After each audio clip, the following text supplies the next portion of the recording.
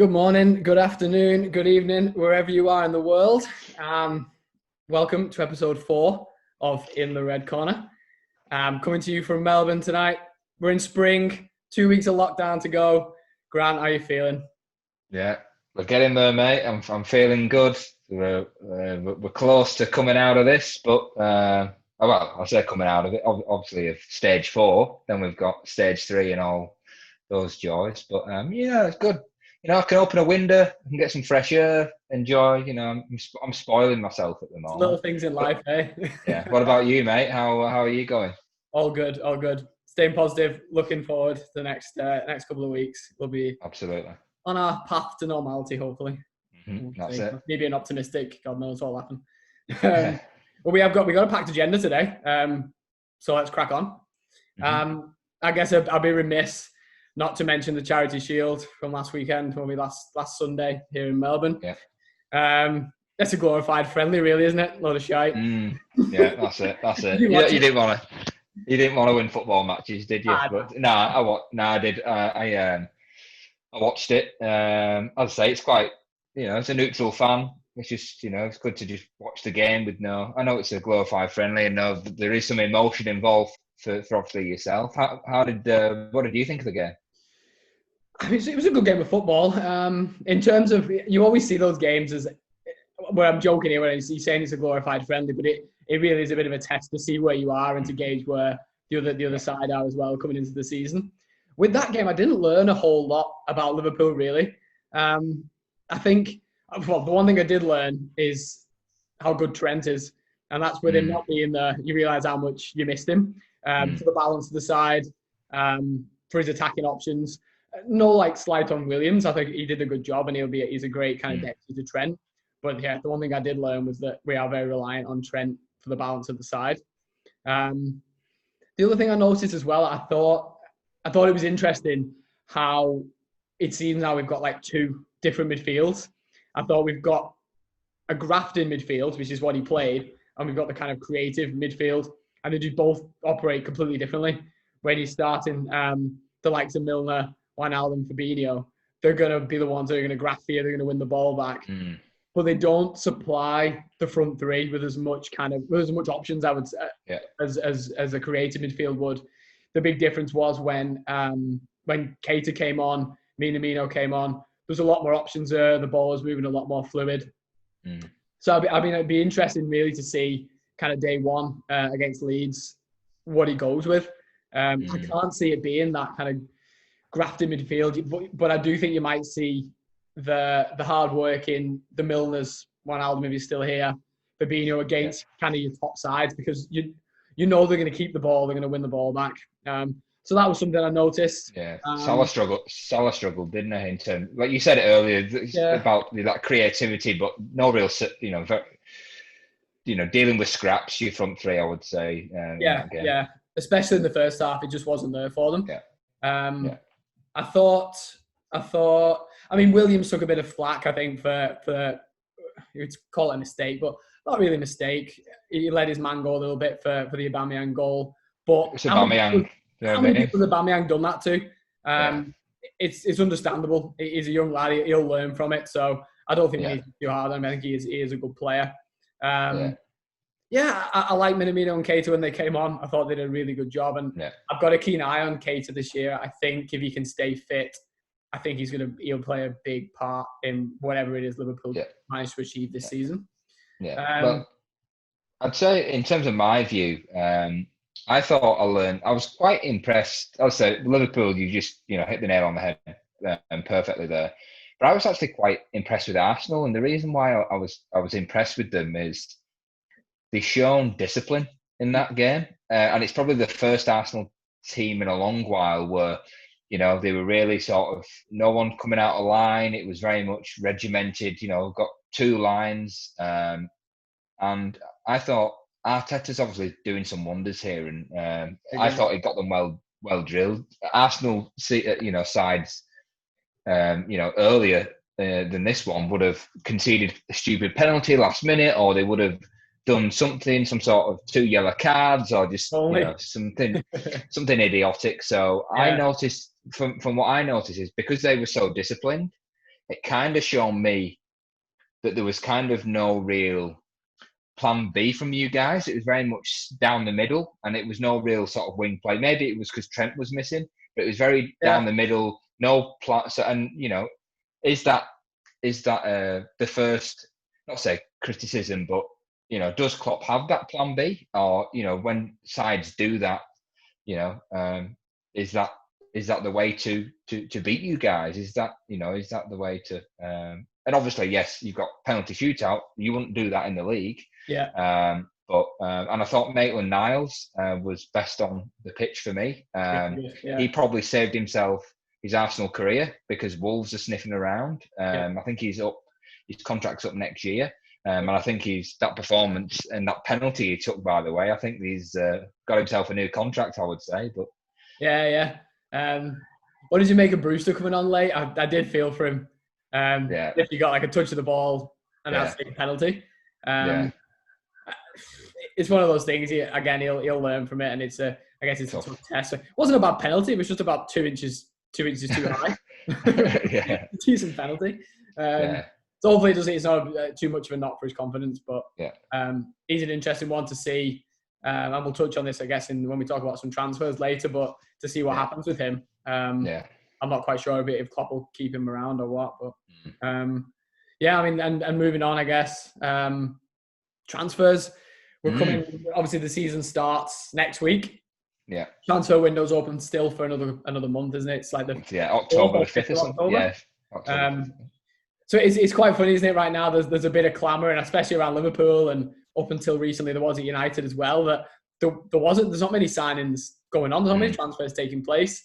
I think people forget that we do have another month yet, and sometimes all these windows take as a catalyst. It takes 1 or 2 transfers to get the ball rolling. I think everyone's kind of poised and waiting to see what other people are going to do. Yeah.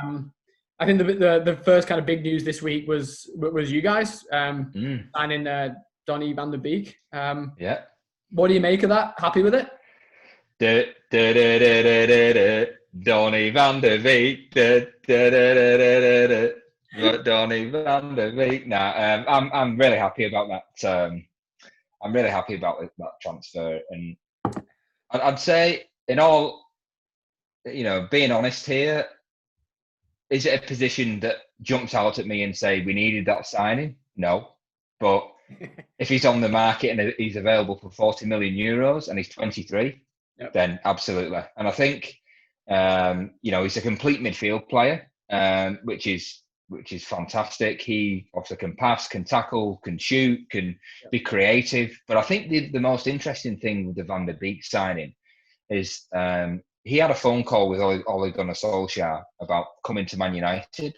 And apparently it's that phone call that got him really excited about the project and what he wants and what he sees from Van der Beek. And what I've been hearing is that Solskjaer sees him very much in a Lampard type role, where it's arriving late into the box, but it's very much on the creative and the attacking side of things, which is very interesting, given that following that conversation, he's obviously got some attacking potential in him, and he's obviously got some. Solskjaer's thinking, use him in that number 10 or similar role. I can't really understand, if Solskjaer picks up the phone and says, so the project is you're going to come in, you're going to sit in front of the back four, 5-yard balls, and probably kick everyone. Does that sound fair? I don't think he'd be as excited, so I really see some attacking potential there. Now, the interesting thing is we actually got a fan question from a good friend of mine, Stephen Lynch. Now, Stephen is a guy who, great guy, one of my ex-gaffers in the UK. And also a fantasy football league winner as well, actually. So one thing about Stephen is I always respect managers with that type of pedigree. Top manager when you've got that on your resume. So his question, and it's an interesting one. He wants to know what formation Man United will play next season, and can we justify playing Pogba, Van der Beek, and Bruno, in the same team? I mean, I know you're on the other side of the fence, but do you see that as a problem, or it might be a problem for us? It's 3 top players. It's Ollie's gonna have to find the balance, I suppose. They're all gonna want to play. which is an important thing. But the other thing that's important, I think, this season is, and I mentioned to you before, the games are going to come thick and fast, and there's going to be a level of rotation needed. So I guess it depends what Solskjaer's thinking, where he needs strengthening, where he's got weaknesses right now, where they'll all fit in, and how they'll kind of rotate through that system. What do you think? Yeah, no, absolutely. And we, like I said, we've said it. A common theme on this podcast has been, when we've talked about both our sides, it's squad depth, and it's get the players in, and get that squad. Now, I think, and I actually kind of want to see this. So in terms of formation, to answer Stephen's question, is initially I think 4-3-3, and obviously have Van der Beek, Pogba, and Bruno together as a three. Defensive duties. Now I'm thinking normally have to sacrifice the Makelele, the Fernandinho. There's got to be that sitter that you normally would have. Now, the formation I'm going to predict here is it's a formation that I'm going to blame Liverpool, actually, and I'll tell you why. I want to see Man United do the 2005 Milan diamond. I want to bring the diamond back to football. Big fan of One sitter, two centre mids, and that number 10. Milan made it famous with, your Gattuso, your Pirlo, your Seedorf, your Kaká. I want to bring that back to Man United. I want to see a Matic sitting. I want to see Pogba and Bruno in the middle. And then I want to see Van der Beek up front. And that gives you Rashford and Martial playing up front together in that 4-4-2.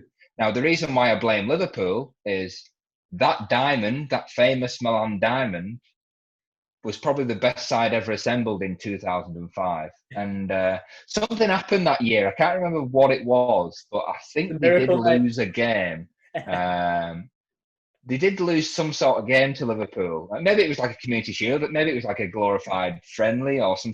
I think there was a trophy at the end, or it was a big shiny trophy, big ears. But whatever it was, so you've got it on record. I want to see the Milan diamond coming back to football. Right. Interesting. Hopefully that's answered Stephen's question. Hopefully. From Liverpool's end, not a lot of movement. That kind of the big question at the minute is what's going to happen with Gini Wijnaldum. It almost feels inevitable now that he's off to Barcelona. I think if you'd asked me this last week, I'd have said no, I don't think he's going to go.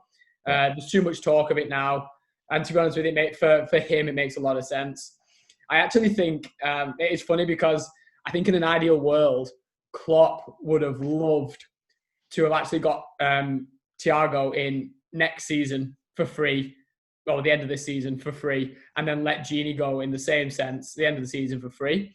Whatever's happened now with Bayern, obviously there's either pressure from the player to make a move, or there's pressure from Bayern to cash in now while we can because someone's gonna buy him, which has kind of accelerated everything. I think in the position Liverpool are in, we need to bring some money in from transfers before we can afford to be bringing Thiago in, unfortunately.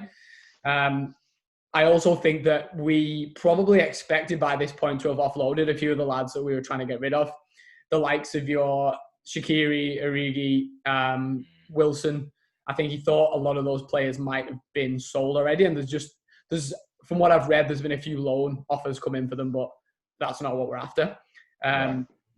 And so if you think about it, that's potentially the 40, 50 million for the three of them that we've not got at the minute, which we would now need.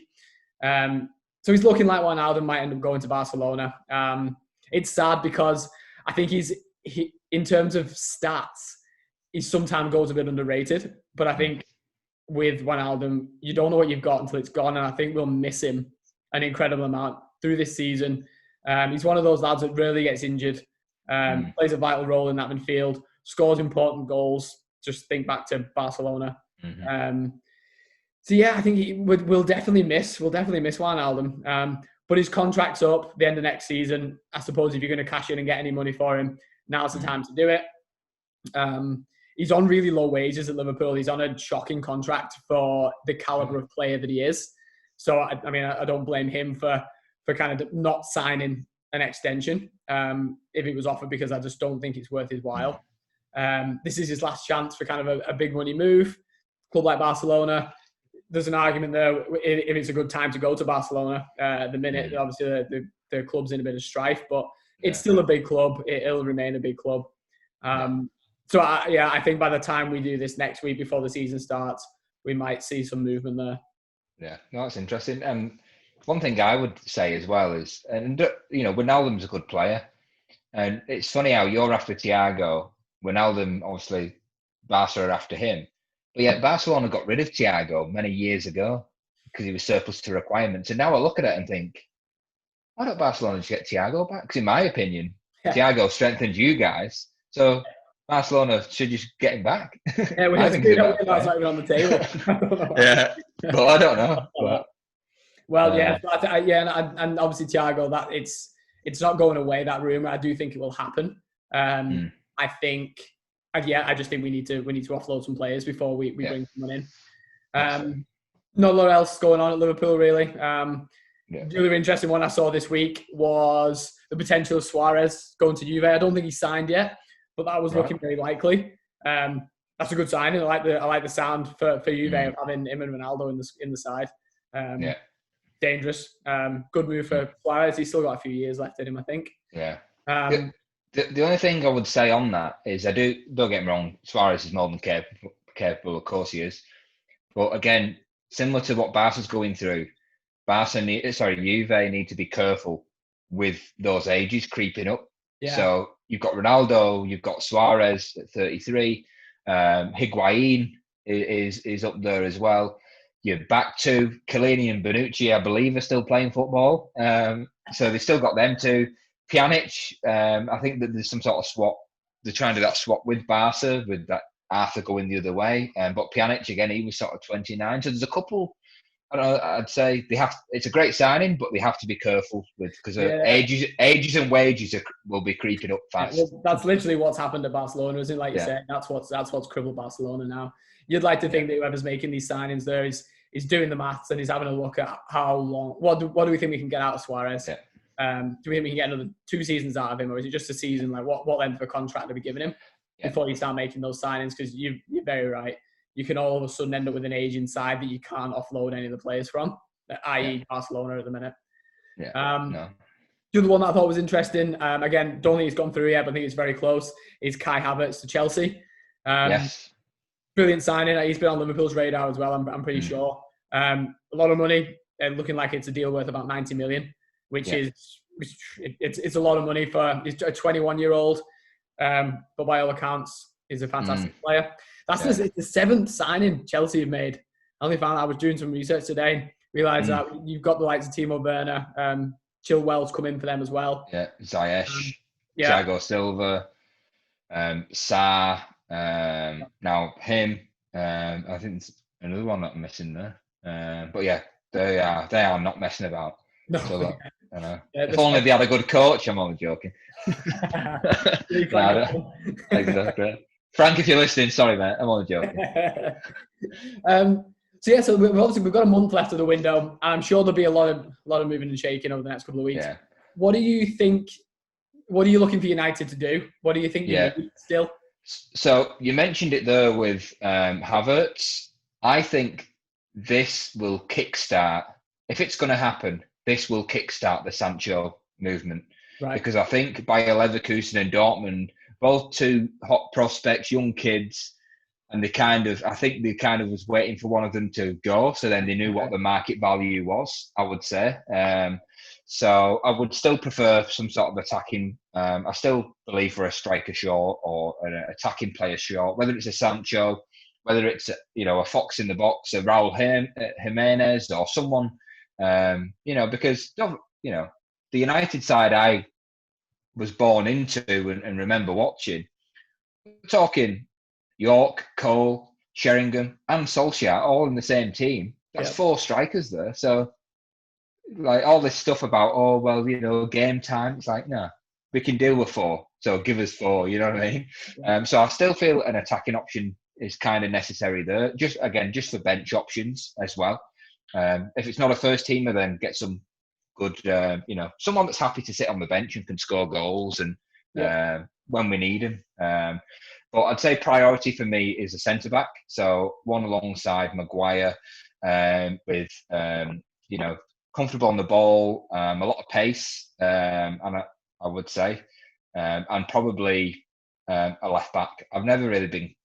Last couple of years, Shaw, he's very average performances, and I think United fans get mistaken to what an average game is and what a good game or a great game is. Because I hear a lot of great games from Shaw, and I go, average games. By his standards, maybe. Like, I look back to a Dennis Irwin or a Patrice Evra performance and go, they were good performances, So I would say a left back. Do you want to add anything to your side or?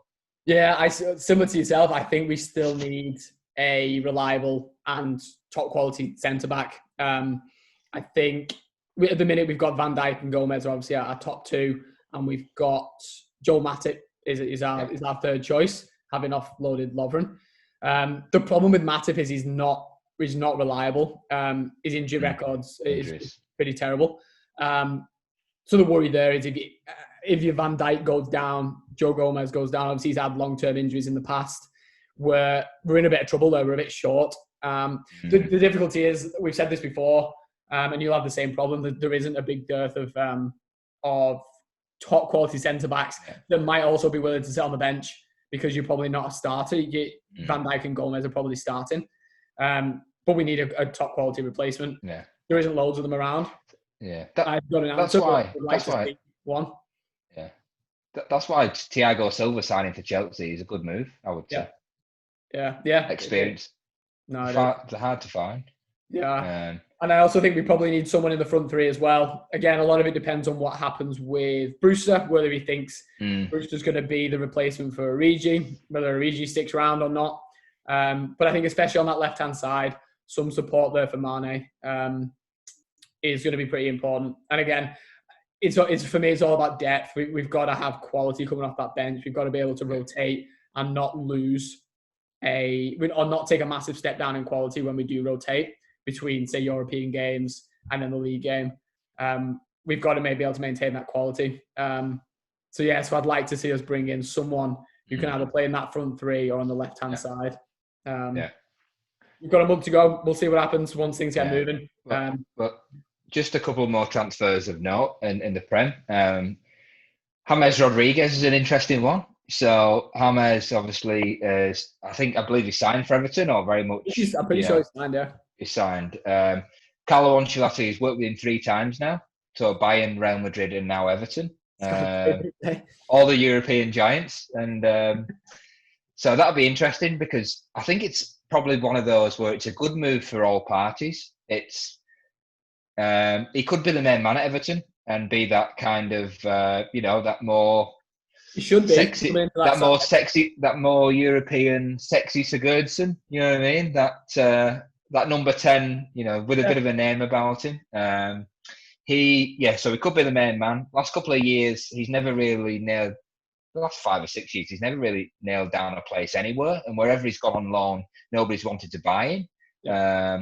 He's got 10 months left on his contract, and I think Real Madrid's got about 20 million for him. So I think they're like, cut the losses, and so I think that's a great move. Do you think? Yeah, he'll do a job there at Everton. I think they needed to bring in a bit of quality. It's not just a dig at Everton, but they were a load of rubbish last year. Really, they're not a strong side, and especially for the backing that they've got, they should be better.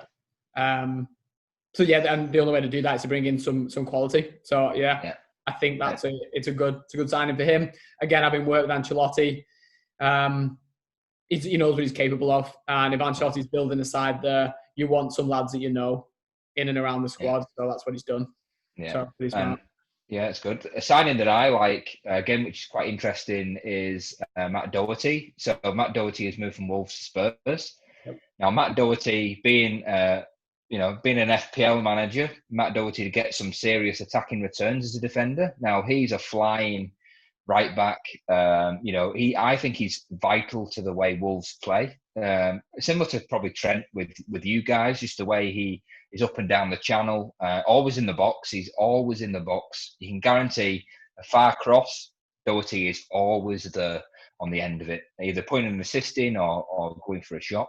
Yeah. 15 million as well that Spurs have paid, which you think, Tottenham and Wolves kind of they're all fighting to break that top 6, top 4. Yeah. So 15 million, 28 years of age, experienced defender. The only thing that I think will be interesting with this one is whether Mourinho changes formation. Does he go more like a Wolves formation to get the best out of him? Or does he just see Doherty as the more reliable Serge Aurier? So you're going to play right back, and fit into that team. Has Mourinho played with flying wingers before? Did he? He had that system at Chelsea, didn't he, in like the early days? Yeah, I mean, Ashley Cole. I mean, he was always up there, sort of getting crosses in, but it's whether I think that was just Ashley Cole, unleashing the shackles of a back four and going for it. I don't think that generation. Yeah. So I think it'd be very interesting to see if Mourinho does get the best out of him. And then one last transfer that I want to mention. I thought I'd put my 2 cents in, and one that we must note is that Villa have splashed the cash on Matt Cash from Forest. Matt Cash is signed for 16 million, so he provides a nice option and a great change for Villa. And it's similar to Doherty, flying on, a flying right back on the ball, pretty tidy on the ball as well, I believe. So they're obviously spending again to try and survive on the last day. Exactly. They'll need to if they again, you're going to struggle all season and potentially go down again. It's a big season for them. They need to invest in order to stay up, I think. So, good bit of business for them. The season is upon us as well. Next weekend, we'll be back into it, which is weird to think of in a sense that the last one kind of just finished. We had the Charity Shield. We've had a little bit of a break and we're ready to go again. And it's going to be fast and furious, literally from the first game. So I'm really looking forward to it, actually. I don't know what to expect from the season.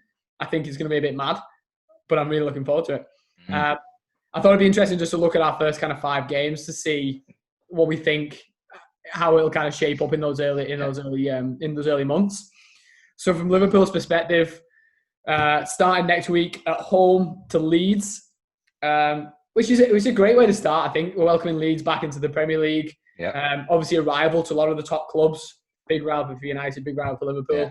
I'm interested to see how Bielsa goes in the Premier League, because I think that Leeds side might do quite well this year.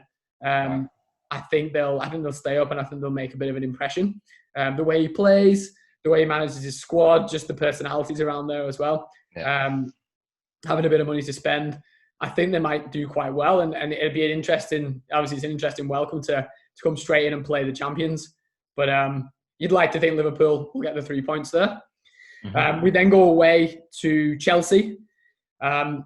This one is it's a tough start for Liverpool, because if I ran through them quickly, Leeds, Chelsea, Arsenal, Villa, and Everton. So tough first 5 games. When you take Chelsea on its own, I'm hoping that we're going to get them a little bit underdone with all the changes and all the transfers that they've made. They won't really have had a chance to bed in yet. I'm hoping that by the time we're playing them week 2, they'll still not quite be settled into a rhythm. We might be able to capitalise on that. Especially Liverpool not at this point having a lot of changes there. It's kind of going to be go again for Liverpool. We know what to expect. I guess the difficulty is with Chelsea and bringing those new lads in, we don't know what to expect. Aside from I think they're going to come and try and attack us. They're going to put the pressure on us. The league itself, as we know what happened with Liverpool last year, you've got to start quick. There's no room for errors. And I think Chelsea as well will know that if they're going to want to compete, getting one over on Liverpool early doors will be key for them. So again, tough game with Liverpool. Same for Arsenal. We just played them. We know they're a good side. We're playing them at home. Not that it makes much difference at the minute. I don't think we'll have fans in at that point. We know we're in for a tough game there. But again, if we can get a win over Arsenal early doors, you set that precedent. Going away to Villa, you'd think that's 3 points in the bag. And then Everton, again, it's away. Always tight when Liverpool play at Goodison. Close games, lots of 0-0s, lots of 1-0s, going either way. No crowd probably at this point, so that might have a little bit of an effect. I think kind of in summary of the first 5 games, it's tough, but what if we can come out of that with maximum points or as close to as possible, we can kind of solidify ourselves at the top of that league, set some momentum, and it puts the pressure instantly on the two Manchester clubs who are going to be a game behind us. Yeah. If we are at the top of that league, having already played the likes of Chelsea and Arsenal, who are going to be two of our biggest rivals this year, I think it's really important that we get those wins early. We get ourselves at the top of that league and we put the pressure on everybody else below us to keep up. Because once we get out of this 5-game kind of stint, we're then looking at the European games being mixed in as well. I don't know the date exactly of when those the European games will start, but pretty soon, once we get into October, we're going to be playing Tuesday, Saturday, Wednesday, Sunday for the foreseeable future. So having that strong start from Liverpool's perspective is massive. Entirely possible, but yeah, not an easy start for us. Do you want to take us through United's? Yeah, and just to comment on your start, I would say, if you were to drop points, I can see a draw at Chelsea. I think Leeds. I think it's always tough playing those first that have been promoted, because I think that the adrenaline kind of will get you through the first half, regardless of ability, kind of gets them through, and then that's just a case of, the longer it goes on, Leeds will either get him or they'll sort of defend. So yeah, you've touched on everything else. Everton, I think you'll comfortably beat. Villa, I think you will as well. Although they're both away games, Chelsea will cause you trouble. But I've been saying it for years. The Everton derby, Merseyside derby for me is a bit like the Manchester derby in the 90s. It's like, Everton are in town. Oh, we won comfortably. What we're worried about. That type of feel. So with United's games, I would say we've got a much easier start in the first couple. So obviously our game with Burnley is postponed, so we play a game less, which isn't ideal. I always feel games in hand make you look worse than you are in the league, because you find that you're lower down. It's just because you need points to be accrued again. Palace after Burnley. So our season gets underway week 2, home to Palace. Really fancy us against that outfit. If it was away and there was fans, then it'd be a lot tougher. But I'd comfortably say a nice home game to start the season. I'll say, see whether Van der Beek's playing, or hopefully he is. I'm excited about that one, so I don't think any problems there. Brighton away is interesting. So the last few years, certainly not last year, but in recent years, we've always struggled away at Brighton for some reason. Can never get anything going. A lot of rhythm, defending very poorly, sloppy goals. But last season, I don't know whether it was after lockdown, but we beat them away 3-0 last year. So I think that kind of voodoo has gone. Again, comfortable to get the win, I would say. Both Palace and Brighton, they're kind of those sides that you think, relegation's looming. They get a couple of wins and they probably finish, fourth, both of them probably 14th, 15th, something like that. Or maybe Brighton may get dragged into it, but they're kind of one of those teams. Now, the interesting one is we've got a tough October, so we start with Spurs, which will be very interesting because it's the famous Jose second season. So it'll be very interesting if Tottenham kick on this year and see what they can do, whether they really go for, we could turn around at the end of the season, Tottenham comfortably get top 4 just because of the second season magic, and we go, oh, wow, they're quite a surprise. Jose is obviously former employer, so that'll always be nice. And I think it's similar to the Chelsea and the Arsenal games for you, that'll be a really good test of where both are at and who's getting top 4, kind of that working each other out early doors as well. If Kane's not firing or Son's not firing, similar to Chelsea, if you catch him on a good day, then, we did it last year. So hopefully same again early doors. Yep. And interestingly, like Liverpool, we roll into then Chelsea, Newcastle away, and then it's Chelsea and Arsenal as well. So we kind of play Chelsea and Arsenal a week after each other. I agree there. Newcastle would be a lot tougher again, similar to Palace, because that's away from home with fans. If there's no fans allowed at St James's Park, yes, we have struggled in recent years, but hopefully, again, that's another 3 points. But again, this is all hoping. We could start shocking. Chelsea, then Chelsea. Again, Chelsea and Arsenal. Two, obviously, our hardest test. The thing I would say about Chelsea is there's the potential under Dawn and have they gelled as a team. Now, what one worrying stat that I want to lay on you here, There we go. doing some research, is Seville this season. A couple of weeks ago, they won some tournament that I don't think anybody's fussed about. I'm certainly not bothered. That one they win every year. Yeah, that one. I mean, I'm Champions League through and through. I mean, I've never even heard of that competition. Seville played. So the team that won the Europa League this year, 9 of their players were new starters to their team this year. So they had a starting 11 of 9 different players and have won silverware. Now, I'm not saying that that's different for Chelsea, but it just shows you that the whole will they gel? Do they know each other? So, if it's anything like Seville, well, they could really kick on and push for a second or a third spot this year with what they've recruited. And Arsenal, I touched on them in Community Shield. I'm impressed with Arteta. A couple of good signings defensively, which I think they needed. They brought Willian in, again, with a bit of experience. Going with a couple of Brazilian signings there, Arteta, where that's the type of style of football he wants to instill. Or that'll be a tough one as well. I would favour us over Arsenal. Chelsea, again, I'm not sure. I want to see your game first, and then I'll probably be more worried if they really put up a good fight, in a level playing field with you. So that's United's start to the season.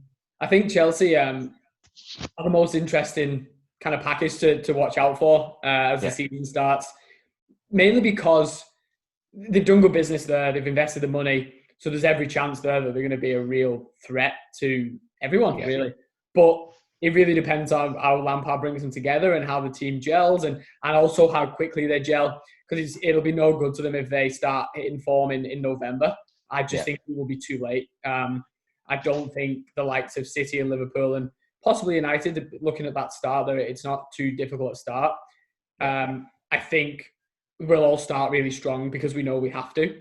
And I think it's for the other sides, for the likes of your Arsenals and Chelseas, your Leicesters, if you want to still include them, they are going to have to keep up if they want to be in the mix. So it'd be interesting to see, who's capable of doing that, who's capable of keeping the pace early doors.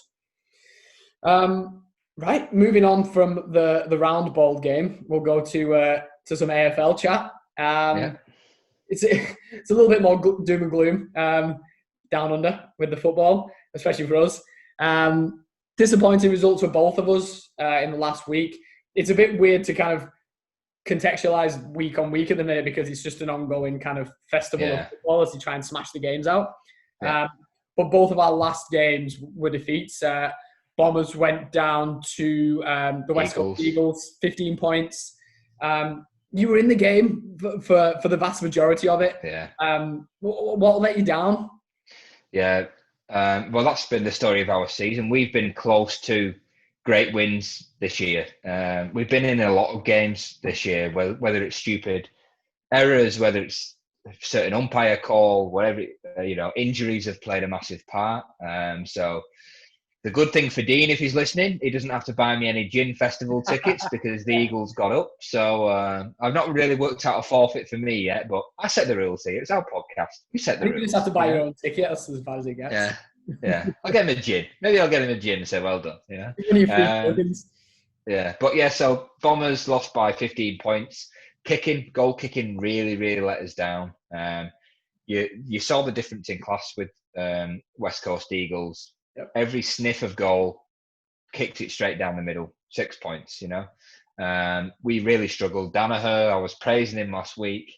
He looks really off the pace, and that's maybe understandable after 400 plus days out. But his kicking just wasn't there. I'd say the biggest heartbreak for us was Andy McGrath, arguably one of our best players this season, probably maybe the best. He's gone down with an injury again. So that's 10 injuries going into the Geelong game next. 10 injuries once again. We've always been at like anywhere from 9 to 12 injuries. We get one back because one gets injured. So that's the 10th injury. I know you're a big fan of Andy McGrath.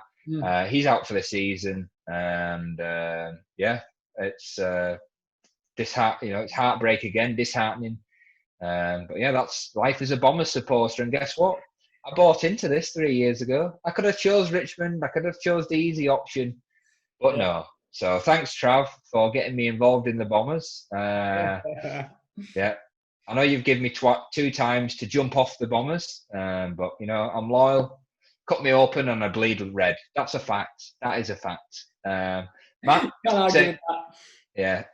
StKilda, talk me through it. Similar story, really. We've been very up and down. You know what? Mainly more up this season than I've seen previously. I've been a Saints fan since 2015, and this is by far the most success I've seen us have. But we've slipped up a few times, and it's now looking, because of the run of games we've got, it's looking a little bit dodgy as to whether we'll still make finals. I'm still confident that we will. But yeah, we let ourselves down a little bit. I was very confident we beat Melbourne in the week, and we came up short. We lost by 3. Again, similar to Bombers, but not so much with the kicking, more the marks inside 50. Max King, the young lad, who I think he was one of the top drafts 2 seasons ago. Spent last season out with a knee injury. He's looked really promising, and he is a top player, but he missed a lot of inside 50s last week, and it let us down. It cost us a lot of points. And in the end, Melbourne just chipped away at us, got a goal at the end, and we just didn't get it back. So it was a bit of a surprise, really. I think a lot of Saints fans and footy fans generally would have thought Saints would have taken that one. And it just shows you the costly errors, the poor kind of core skills that we're missing out there with those marks inside 50. But we've got a chance to rectify it. We play Hawthorn on Sunday, which for me is an absolute must-win game for Saints. Yeah, I agree. The reason being, our next 2 games are against GWS and the West Coast Eagles. West Coast are in the top 4. GWS are in a similar position to us, up and down season, but fighting for that top 8. So we need to beat Hawthorn. And the reality is we're probably going to need to beat one of GWS or West Coast to kind of guarantee. Otherwise, we'll be kind of hoping and praying that other people slip up as well. So yeah, huge game for us at the weekend. And yourself, you're playing the Cats. You got Geelong this weekend. Yeah, Geelong. I mean, just cut the season. Like we've said it last week. We're kind of on the edge of, yes, mathematically finals aren't over, but Brighton start the Premier League on 0 points to everyone. Doesn't mean Brighton's going to win the league. You know what I mean? So, cut the season. Just too many injuries. A little bit way off the, a bit off the pace a little bit. And we spoke about it last week. You're incentivized to finish as low as possible if you're not in the 8, so you get a better draft pick. Me being cynical and selfish, that's what I would argue to do that. Bleed some of the young kids. Geelong, fantastic team. I actually predict Geelong at the start of the season to win the flag. I just look at their side. They've got like the right age. They've got a lot of leaders, experienced heads, some good young kids, play some good stuff. And they always seem to grind out those tough wins as well, of those close AFL games. They always seem to grind out that win. Obviously, things changed with COVID. They can't play home games in Geelong, etc. So that may have affected things. But I'm still going to say, Geelong, a Brisbane final, I will probably predict. So the only prediction I want to happen, unfortunately, in the Bombers game is I want Patrick Dangerfield for Geelong to kick 8 against Bombers. And the reason is I've backed Paddy Dangerfield to win the Brownlow medal this year. And he needs those points because Lucky Neal for Brisbane is killing it at the moment. But we're going to get smashed, I think. I had some money on the Bont, but I also don't think he's probably going to take that Brownlow medal. We've left the UFC, kind of mixed martial arts talk, till the end this week. The reason being, it's been kind of 2 quiet weeks. We were absolutely blessed at the start of this lockdown COVID period that the UFC were just smashing out incredible card after incredible card. Eventually, we're going to run a little bit dry. And I think that probably the reason for that is starting from not next weekend, the weekend after, we've got, again, an absolutely insane run of a couple of months leading up to Christmas of incredible card after incredible card. We're in a little bit of a barren period in the middle where it's not quite as exciting. But you know what? Sometimes you can look at a card on paper and be a bit like, yeah, you know what? There's nothing exciting me on there. And it turns out that there's an absolute raft of incredible fights on there. So we shouldn't downplay it too much. I know we both tuned in last week to the card. Any standouts for you? I think for me, Ricardo Lamas, that fight was incredible. He fought a guy who was making his UFC debut. And it actually turned out that it was probably Lamas' last fight. I didn't realize it was. He retired at the end. He had a really tough fight and was losing by far until he came into the last round. I think he must have sat in his corner and had a little talk to himself and thought, I need to put everything on the line here. This is potentially my last round in the UFC, in the kind of my fight career. He came out, absolutely dominated Bilalgio. Yeah. And probably won that round 10-8 and eventually got the win. But that performance, and especially that last round, just kind of, it was an amazing way to cap off a career. If you're going to go out at this time as well, that's the way to do it. Top fighter, top performance. It's kind of, and you think of that mindset with Lamas when he thinks, I've got, potentially my last fight, got to go out and, get the win. And it makes you wonder, if we spoke about DC a couple of weeks ago and you think, do you die wondering and think, oh, what about this? What about that? Now leave it all in the last. It's potentially your last round in UFC. In MMA as a sport, give it your all. So now you've hit the nail on the head. Lamas I was very impressed, certainly with that last round. I thought it was a very experienced game plan and, deserves to hold his head up high and ride off into the sunset. And props to his opponent as well. That was his UFC debut. His performance in those first two rounds, you're going to see some big things from him in the coming years. It'll be interesting to see who they're matching up with next because he gave an experienced vet a very tough night there. So, tip of the hat to him. The other fight to mention, Neil Magny, absolutely dominated Robbie Lawler. It was really impressive from Neil Magny, and he's on a bit of a run as well in what is a kind of stacked welterweight division now. He looks great, but I think the sad part of it was just looking at Robbie Lawler just being a shadow of himself. And I don't know if I'm downplaying, I'm not doing Neil Magny any justice there because maybe you just shut that down. But the Robbie Lawler that everyone knows and loves, who's been in the UFC for a long time, just doesn't seem there anymore. There doesn't seem the fight in him, which is strange to say considering you're being locked in an octagon. But there just isn't that killer instinct, that bite down on your mouth guard attitude that he used to have. I just didn't see it. And if that's the case, I just don't know what he's still doing here. I don't know what I don't know what his plan is. What's his goal? Is he just making money riding out his contract? What did you think of him? Yeah, I was. You spot on what you say. Underwhelming, kind of very disappointing. I was bigging up last week the whole walkout and the stir. Now, being a co-main, we didn't see him walk out. Or did I miss that? We didn't see him walk out, right? No, they missed it. And the whole thing. As soon as I saw him, I thought, of course, I'm used to a main event Robbie Lawler and seeing the whole glitz and the glamour. But no fans, comment, just get him in the ring. Let's just get him going. Let's get some adverts plugged.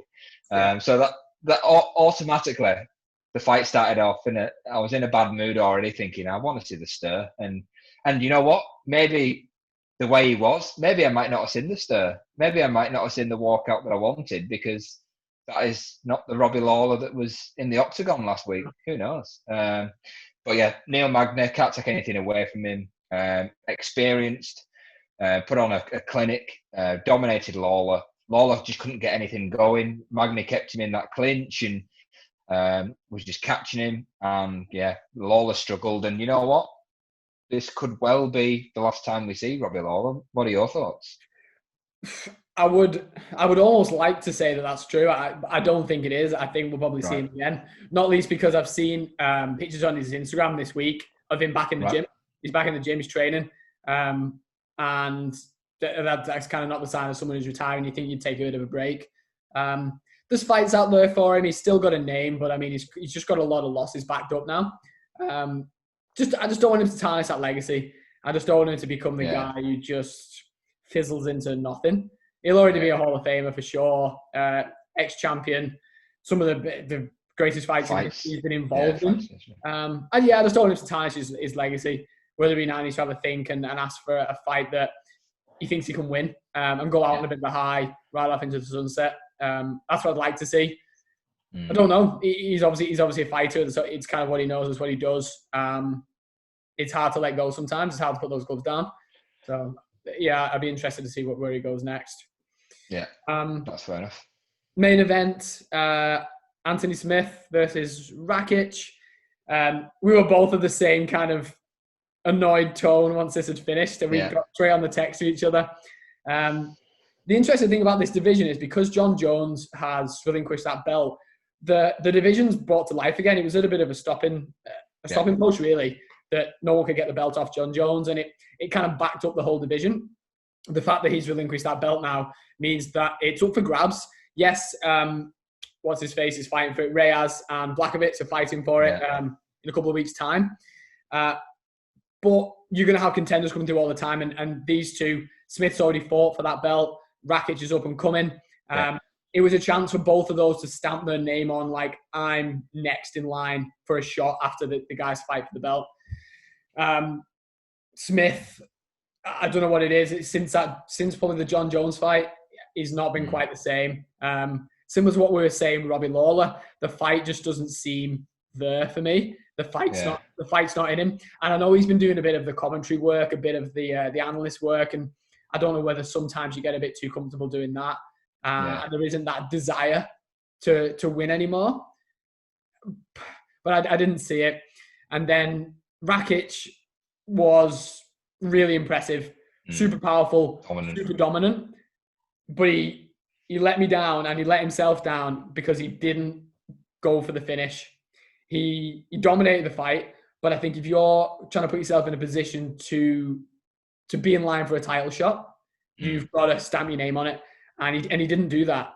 And I think that won't go unnoticed by the likes of Dana White and the matchmakers and the fans. I've seen a lot of people saying the same thing, that he needed to go and stamp his name on being next, being dominant, having that power, and really kind of, highlighted himself in that division. He didn't do it for me.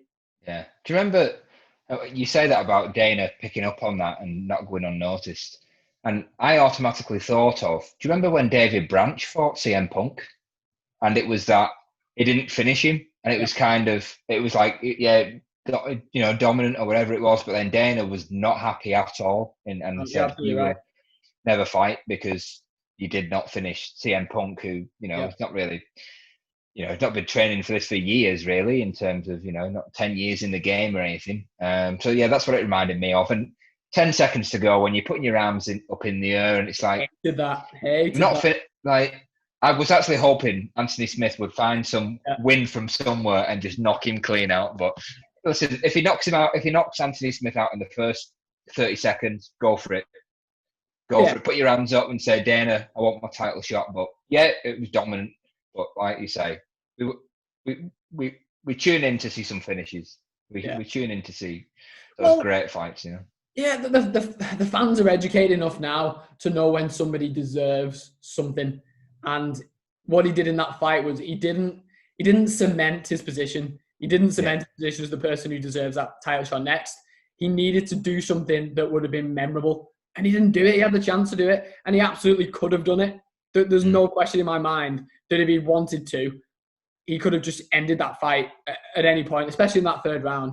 Could have ended it if he just kind of bit down on his mouth guard and gone for it. He didn't do it, and I think he's let himself down there. And I think they get surpassed, even though he might well have the skill, the talent to be in that position. I think he'll get overlooked for this next one. He's going to have to go and beat somebody else. Yeah. And that was kind of they were the main talking points on that card, I think. Looking ahead to this weekend, headliner Overeem and Saki. Overeem, absolutely love to see him fight. 46 wins in the UFC. He's 40 years old. It doesn't come more experienced than Alistair Overeem. How do you think that fight's going to go for him? Are you kind of looking forward to seeing him in there? Yeah, definitely. So I'm a fan of Overeem. I think he came back from adversity in his last fight against Walt Harris. If you remember that fight, Walt Harris dropped him early doors, and you're thinking a finish here, and the whole backstory of Walt Harris, obviously what he was going through, and somehow Overeem turned it around. Suddenly, finished on top, and then came out second round and got the finish. He completely, and like you say, similar to that. If you compare him straight away to Rakic, just a completely different mindset of, come back from adversity and got the finish. And suddenly, he's right up there again now and making that charge. And for me, Alistair Overeem, like you say, 46 MMA bouts is not, you cannot sniff at what he is doing in his career and what he has done. I believe he's probably one of the most well-rounded heavyweights. He can do everything. And I think he's such a dangerous outfit for anybody in the heavyweight division. You can talk about the baddest man on the planet, of course, but I would not want to be fighting Alistair Overeem. Saki deserves a mention because, he's 15 wins, 1 loss, 1 draw, and it's heavyweight. He's got some good finishes to his name as well. Listen, it's heavyweight action. So, you'd never be surprised when another heavyweight beats another. But I just think Overeem is well-rounded, and he's making a good push, and I think he's going to get the win. How do you see it going? Totally agree. I mean, we shouldn't look past Saki. Like he's had some good wins recently. He beat Arlovsky. He beat Ivanov in his last fight. Yeah. So he's got some good wins over good contenders there. But I think the experience of Overeem will show in this fight. And I also think the big advantage Overeem has got is that I think he sees this as his last charge for that title. This is his last run at the title. I think I'm not so sure that he would win no matter who he fought for it in a title shot. But I do think he could get to a title shot, and this is his last chance to do so. You dangle that carrot over someone like Overeem with a career like his. I think. Yeah, like we were saying, whereas there's some guys that just haven't had that kind of attitude to win at all costs. I think he will, and I think that's what we'll see on Sunday. Really interesting. I think we'll touch on this a little bit later, but be interesting to see how it shapes up. Who he would fight next, I think, is the big question. Where that lands him in that heavyweight lineup. But I think we'll touch on that in a minute. Other notable names on the card: Ovin St. Preux. It's a co-main event now. His fight got cancelled the other week, I think, with a COVID or whatever it was. But he's back on that card. I'm guessing we're going to see another Von Flute show, right? The Von Flute to the Von Preux. I would predict a Ovin St. Preux submission by a Von Preux choke, I would say. Now, 2 notable things, and it's not really, it's more observations than, I suppose, fight analytics or, the breakdown of the fights. But Ovin St. Preux, as I say, he's quite interesting because obviously he seems pretty, when you look at the guy, you think he can sort of handle himself. His hands, okay, they're not particularly the best in the division. However, when you take him to the mat, you always find that he's lying down, and I reckon this has happened to me twice now, where Ovin St. Preux has used a choke called the Von Flue. Now, the Von Flue choke was made famous by Jason Von Flue, who won some MMA fights using this choke. Very unusual, but now I believe Ovin St. Preux has more wins than Von Flue, so therefore you can technically change it to the Von Preux choke. But the reason why I want to comment on that is this choke, and I won't be able to describe it, but the last 2 times he's won, I always think that it's Ovin St. Preux tapping and not the other guy. It's a submission that looks like Ovin St. Preux's in trouble, but actually he's got. It's a weird, it's a weird choke. And the other video. Yeah, it's and the other notable thing I would say and I've never seen this in anybody else. But on Ovin St. Prue's arm, he has a tattoo, right? And it's almost like 3D in nature. It's like a horseshoe, but it looks 3D. And the only thing I can think of, because it looks branded, it looks like it's a very weird tattoo. And the only thing I can think of is whether he was in some sort of university fraternity or that was some sort of initiation type thing. But it's a very weird. I'll say, people at home, you'll have to Google it because the Von Prue choke is weird anyway. But if you tune in and watch the fights this weekend, yeah, just have a look. I don't know which arm it is or whether it's both arms, but every time I watch Ovin St. Prue, my eyes are always drawn to this weird 3D tattoo. But anyway, so look out for that. There you go. It's a bit of interest for that fight. Other notable names on the card, Michel Pereira is fighting. He's on the main card. Bit of a nutter, coming off 2 losses. Not my style of fighter. Very confident, very cocky. Does all his mad dancing stuff. Very dancing with the stars, isn't it? Yeah. He lost in his last fight to Diego Sanchez, which is, I guess, is an interesting kind of stat. Having Sanchez been like absolute legend, been around for donkey's years. I'm not quite sure how that's going to go. I don't know a lot about who he's fighting, but I know that it's worth tuning in for because he'll do something absolutely nuts.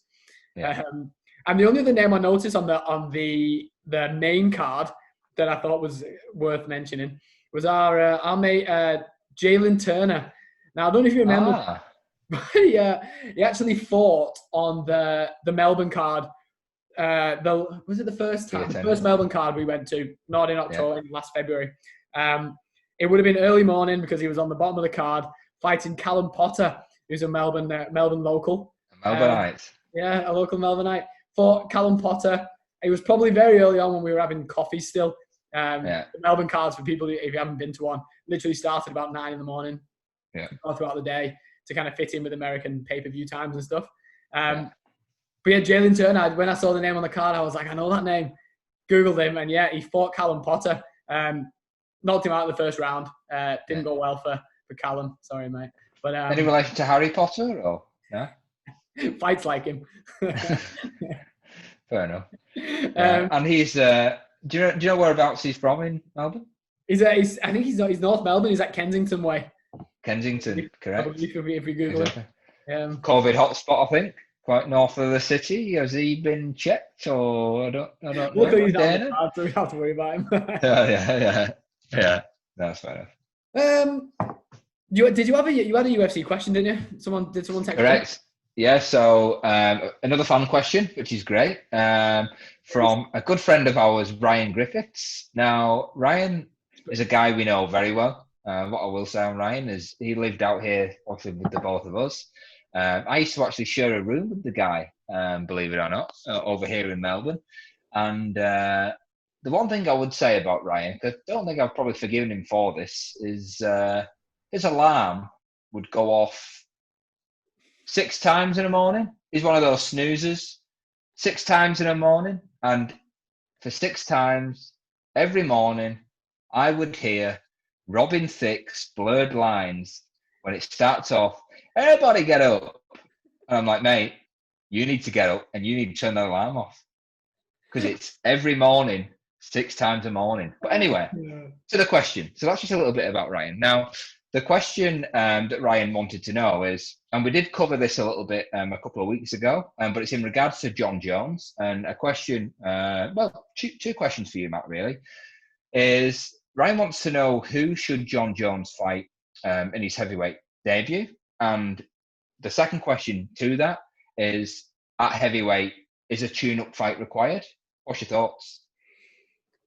I only really want to see Jon Jones fight for a title at heavyweight. So who I think he should fight would, for me, be the winner of Stipe and Ngannou. That's who I think he should fight. Whether that's the person he will fight, I'm not sure. There's definitely benefits for him having a tune-up fight. It's going to take him a little bit of time to put on some weight. He's not miles behind, especially if you look at someone like Stipe, weighed in at 230 odd for the Cormier fight recently. Yeah. Jon Jones won't be walking around much less than that. So it'll just be about putting a bit of muscle on, strengthening up so that you can compete with those heavier guys.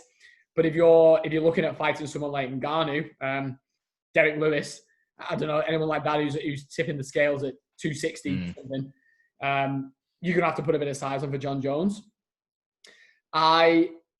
Although I think that's who he should fight, I think he should go straight in with a title shot. There's definitely a chance that he has a tune-up fight first. And there's a few, I guess, names banded around a little bit at the minute. And I don't know how much kind of credence that'll have. One name I mentioned before is Alistair Overeem. I think Alistair Overeem will be an incredible tune-up fight for Jon Jones if Overeem can get the win at the weekend. It'll be in a few months' time, so it gives Overeem a bit of chance to rest. But he is a legend. He's experienced. He's worthy of a fight with Jon Jones at heavyweight. I think it's also a winnable fight. What the UFC don't want to do is feed Jon Jones to someone for a tune-up fight and he gets beat. Similar to what happened to Alexander Gustafsson recently. You kind of bring him into the heavyweight division with a lot of fanfare, expecting him to have a run at the title, and he loses the first fight, and then that's gone then. You've now got to work your way through the division. That's the last thing they want to do with Jon Jones, which is why I think he'll probably go straight in a title shot. Whether he wins or loses, that is another question. But I think you don't want to lose the opportunity to have Jon Jones in a title fight before you've had the chance to do it by getting to lose beforehand. The other name, and I think I'd come back to you on this one because you probably know a little bit more about it than me, is Brock Lesnar. It's circulated this week. He's out of contract with the WWE. It's happened before. He's dilly-dallied with this before, and usually it's to gain a bit of position and get a better contract with back in the WWE. But it keeps rearing its ugly head, and it's interesting now that the Jon Jones has kind of made that commitment to come to heavyweight, and the next thing you see Brock Lesnar talking about it. It's a fight that I think would probably interest Lesnar, and it's a fight that sells pay-per-views for sure. People will be interested in this. What do you think of the chances of this happening? Yeah, it is very interesting. It's and you mentioned Overeem, and obviously you mentioned Lesnar. It's interesting to note that Alistair Overeem's UFC debut was against Brock Lesnar, in which Overeem got the win. So there's kind of a bit of a story there. And, Overeem's now initiating Jon Jones to the heavyweight picture. You've kind of got Lesnar. Is it like a round two thing with Overeem now that he's on the rise? But the one thing that made me, and I know I mentioned Brock Lesnar obviously on the show a couple of weeks ago. Yeah, you did, yeah. The different thing to this time is, yes, Jones and Lesnar have had beef in the past, much like Lesnar and Cormier did. But yes, it seems as though Lesnar is a free agent with the WWE. Now, I think the most substantial thing to this, which I don't believe has happened in all the other times, is WWE have removed all his merchandise off the store. Right. So you can't actually buy Brock Lesnar stuff anymore, which kind of tells me, because I don't think they've normally done that in the past. The shirts have always been on there to sell. And now that's got me thinking, do they know more than us? Or is he, because he's been off TV since WrestleMania, which is probably like in April. So he's been away for a while. So do they know something? Is he hinted about, UFC? And it doesn't have to be UFC. I mentioned the other day to yourself, if he goes to Bellator, and Bellator will probably throw money at him, we could actually see Brock Lesnar versus Fedor Emelianenko in the heavyweight division. I know. So there's that option, and Bellator could probably look after him a lot more, give him his own sponsors, and financially that probably might interest him. And other than that, where else does he go? I mean, do I want to see Brock Lesnar versus Paige Van Zandt in bare knuckle? Maybe not. But I don't want to think about it. That face. But, I don't want to see that face. I know. But to answer your question, I think this is the time to do Brock Lesnar versus Jones, because I think this is kind of Brock Lesnar, ex-champion, now coming back into UFC. Does he need a tune-up fight? Does he need a tune-up fight? And he needs a tune-up fight. So you two have got to fight each other now when the winner gets the run for the title. So that Overeem, Lesnar, Jones triangle will be interesting. And I think that plays out. But I really want to see Jones versus Lesnar. spoke about it 2 weeks ago. Moves the needle. Pro wrestling fan, so I want to see Lesnar in there again. And I'm excited. I hope it's Jones Lesnar. I really do. Right. Interesting. Well, I guess answers your question, Bryn. Do we think he'll have a tune-up fight? I think he probably will, but I think he probably shouldn't. That's my 2 cents on it. Okay. I think to finish us off today, I just wanted to touch on something I shared on our Instagram page this week, and it was the story that Masvidal was gonna rematch Nate Diaz for the BMF title again. Yeah. Now I texted you straight away, and I shared, and I texted you as soon as I saw it, and I was like, "Nah, I'm not interested. I've seen this." And that was my first kind of emotion about it. As the week's gone on, it's reeling me in. And I'll tell you why it's reeling me in, and then I want to kind of see what you think about it. Right, The reason it's reeling me in is the lasting impression I had of that fight was that Masvidal battered him. Masvidal battered Nate Diaz, and I didn't see it going any other way. What happened after that is that Masvidal has now kind of made a bit of a run towards and has fought for the welterweight title. He's in that mix, and there's fights there for him in that division. So I just didn't see. I just don't know why you would come back and fight Diaz, who's ranked really low. I mean, sorry, I do know why you do it. It's because you would get massive pay-per-view money for it. It's a fan-friendly fight. Masvidal told Diaz that he would do the rematch. He'd repay the favor, let him fight for it again. When I looked into the fight more, the first fight, I remembered how bad Diaz's cut was above his eye. And I remember that the fight was stopped by the doctor, not finished by Masvidal. There's just an argument there. There's a notion of Diaz who surges late in a fight. He's always in the fight there. He's a tough cookie. And that just built a little bit of intrigue. It's a bit of a spectacle of an event. It's going to headline a pay-per-view. Do I think it should happen? No, not really. But will I watch it? Yeah, absolutely. It'll definitely be fireworks. What were your thoughts about it? Yeah, same thoughts. Will I tune in? Yes. Do I want to see it? Not really. But I think what I kind of have concluded with this is he took the Kamaru Usman fight on 6 days' notice and saved a big pay-per-view, the first one in Fight Island. Yep. The world's in lockdown, all eyes are on there. And I've got a feeling, and Masvidal isn't this type of person because he'd fight a polar bear on 1 day's notice. He's that type of guy. But I think this was in the negotiation of the Usman fight. And I think he said, because he's talked a while saying, I want to give Diaz a rematch and that type of stuff. So I think he's looked at it and said, I want this next fight to be Diaz, one for the money. And also, if I'm Masvidal, can I beat Diaz? Yeah.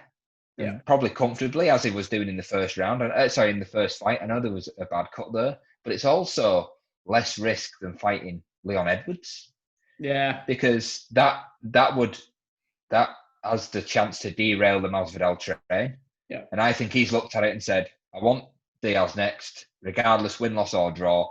Diaz is either getting a shot at the welterweight or the BMF rematch, whatever it would be. And he said, I want that easy. He knows in his mind he can beat Diaz and quite comfortably.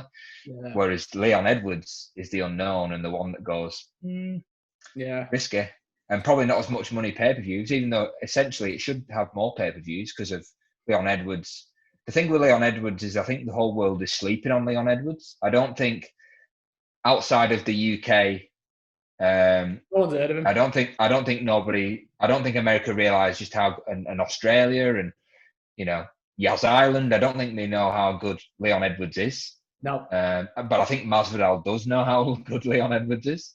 And hence, maybe this negotiation. The fighters around him in his division know how good he is. He's fought Kamaru Usman. Kamaru Usman's got absolute respect for him. Says it was his toughest fight. People don't want to fight him. He's a big risk. He's a very, very big risk. And the problem with Leon Edwards, the big issue that he has, it's a big risk for little reward. Yeah. To fight Leon Edwards, there's a good chance you lose that fight. There's a good chance Masvidal loses that fight.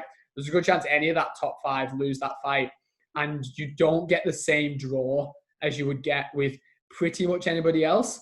And I don't know what it is about Edwards. He just doesn't have the charisma, the story, the bravado to sell a fight. Doesn't have it. And people know that now. And he even tried doing the Twitter, Instagram thing and tried calling out Masvidal recently. And the instant reaction of everybody, and myself included, is it's fake. It's not you. Why are you doing that? Stop doing that. Because we know that it's not. We know that it's not genuine. He's doing it now because he thinks he has to. It's sidetracking a little bit, but I think I feel so sorry for Leon Edwards because he absolutely deserves these big fights, and he's not fought. He's not fought in 2 years almost now. Yeah, I know. There's a huge amount of time at the ring, and it's one thing and another. It's injuries. It's COVID. He then got offered a very last minute fight on Fight Island. Didn't have the time to train for it. Didn't want to risk it basically. And that's part of the problem is that he's got his head screwed on. He isn't your Masvidal who's willing to take a punt on 6 days notice. He was like, nah, I've waited for my title shot for a long time. Like I'm not just giving it up on 6 days notice. Yeah. Smart, but it doesn't get you anywhere with UFC, does it? It doesn't score you any points. I think, unfortunately for Leon Edwards, I think now he's going to have to go and fight somebody else ranked a little bit lower than him. And the only way he gets back into this picture with a top fight is if he needs to spark somebody. He needs to really lay down a marker. And I think possibly that it could be a Neil Magny who's coming up. He's on a bit of a streak. It could be a Wonderboy Thompson, someone like that. He's going to have to go and fight one of these guys to fight because he hasn't fought in 2 years. Make people remember him, but he needs to lay down a marker. Whatever he does in this next fight, he needs to remind the world why he should be next in line for a title shot. Because people aren't going to do many favors, unfortunately. He's too big of a risk. No, that's you summed it up perfect there. I think the Edwards Masvidal Diaz situation for sure. Right. Well, I think that kind of covers our agenda. Any last final thoughts? No, not really. Obviously, thanks for the fan questions this week. Nice to see a couple of people, watching us and wanting some questions. So, keep them coming. Thanks for all the great feedback and support this side. And I believe you've been working very hard this week, Matt, to create a YouTube channel. So we've all in the one place now, which is fantastic. So, every week is the same message. Keep watching. Hope you enjoy. Keep liking and subscribing, and let's get the word out. Beautiful. Yeah. Thanks, everyone. And cheers, Grant, for another good little chat. Do it again next week, eh? Yeah, fantastic. Look forward to it. All right, mate. Easy, mate. Cheers. Bye. See you, mate. Bye.